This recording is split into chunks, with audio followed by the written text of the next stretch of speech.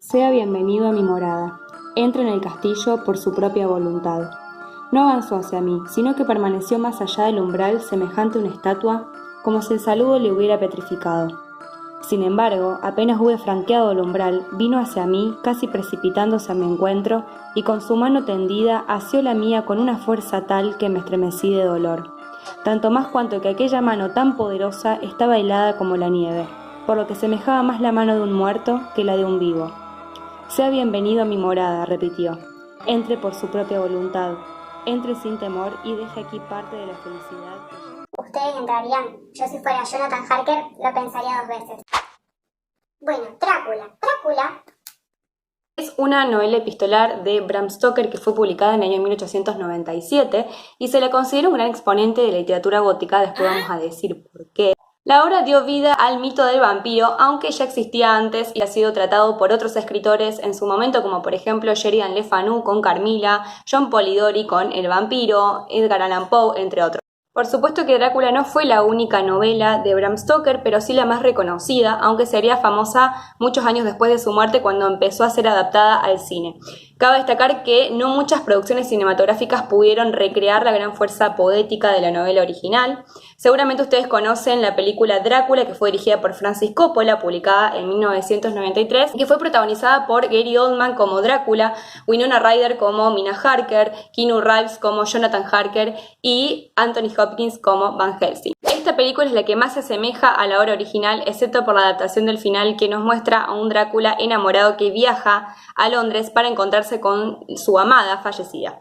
Pues no, mi ciela. el Drácula de la obra original se aleja muchísimo de la figura del vampiro que nos muestran en las producciones cinematográficas. De hecho, se cree que Bram Stoker, para escribir la novela, se inspiró en un personaje histórico del siglo XV, el príncipe rumano Vlad Dracula, que fue conocido como Vlad III, que se traduce en la mitología rumana como Hijo del Diablo.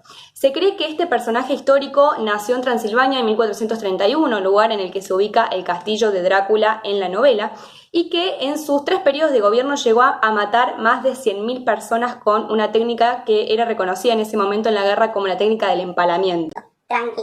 Por esta razón, a fines del siglo XVI se lo conoce como Vlad Tepes, que esto significa Vlad el Empalador. Existen, en cambio, otras fuentes que refieren que en realidad Bram Stoker no poseía conocimientos biográficos sobre Vlad III o Vlad el Empalador y que en realidad nunca visitó Rumania.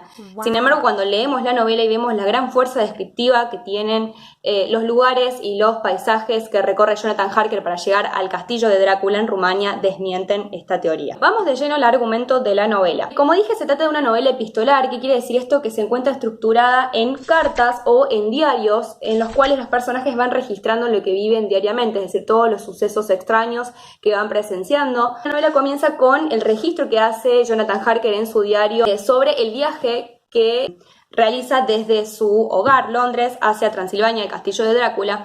El objetivo de su viaje es gestionar las firmas de la documentación para que Drácula pueda adquirir formalmente las tierras que ha comprado en Londres. Jonathan Harker es un abogado que es enviado por su colega y amigo Peter Hopkins. Durante su trayecto al castillo, Jonathan Harker empieza a advertir comportamientos extraños en las personas que lo asisten en su viaje cuando éste les pregunta acerca de su cliente o sobre su paradero. Sin embargo, Jonathan decide continuar con su viaje hasta que llega a las puertas del castillo de Drácula. Ahí el miedo le empieza a ganar terreno a la curiosidad. Acá, cuando Drácula abre la puerta, pronuncia una de las frases más emblemáticas de la novela, que es la que escuchamos al comienzo de este video, que nos recuerda un poco a la figura de Dante ante las puertas del infierno, ¿no? De la Divina Comedia. Durante su estancia en el castillo, Jonathan empieza a registrar todos los sucesos extraños que envuelven la intrigante figura de Drácula, como por ejemplo su extraño hábito de no cenar, la ausencia de su reflejo en los espejos, sus andanzas nocturnas, entre otras cosas que hacen que Jonathan comience a temer por su vida. La escritura de Bram Stoker se caracteriza por sugerirnos en todo momento los sucesos horrorosos que atraviesan la trama. De hecho, el lector tiene la tarea de deducir todo lo que sucede. La primera parte de la obra culmina con la despedida que le escribe Jonathan Harker a su esposa Mina Murray con la convicción de que va a morir cautivo en el castillo, y continúa con la correspondencia que mantienen Mina con su amiga Lucy Westenra. En estas cartas conocemos a los pretendientes de Lucy Westenra, al Dr. Arthur Hornwood, que es prometido de Lucy, y al Dr. Quincy Morris, que a su vez mantienen una relación amistosa con el Dr.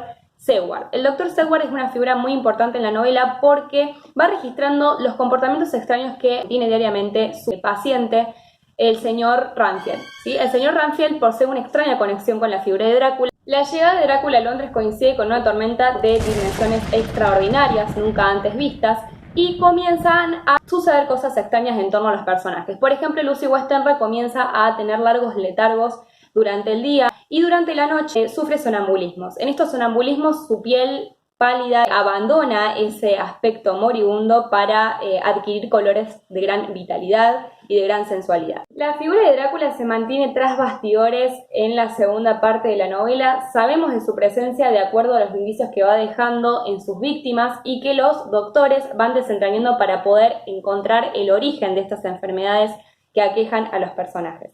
Constantemente los protagonistas luchan contra lo que ven, es decir, tratan de encontrar una explicación racional que explique todos los sucesos extraños que están vivenciando, pero el Dr. Van Helsing, que sabe de la presencia de estas criaturas extrañas, les pide que abandonen esos impulsos de su mente para poder entender lo que está sucediendo y derrotar a Drácula, ¿no? Porque es como enfrentamos a algo que no aceptamos. Esta lucha entre la fe y la razón subyace las preocupaciones que se estaban viviendo en la sociedad moderna en la época en que fue publicada la novela. Por todos estos elementos que fui mencionando, se considera una de las novelas más representativas de la literatura gótica, junto con Frankenstein de Mary Shelley o El extraño caso de Dr. Jekyll y Mr. Hyde de Stevenson. Por todo esto es una novela que no puedes dejar de tener en tu biblioteca si te encanta la literatura gótica. Esta edición es de Penguin Random House y contiene ilustraciones realizadas por J. Lee. La verdad que es una edición muy hermosa con tapa dura, pero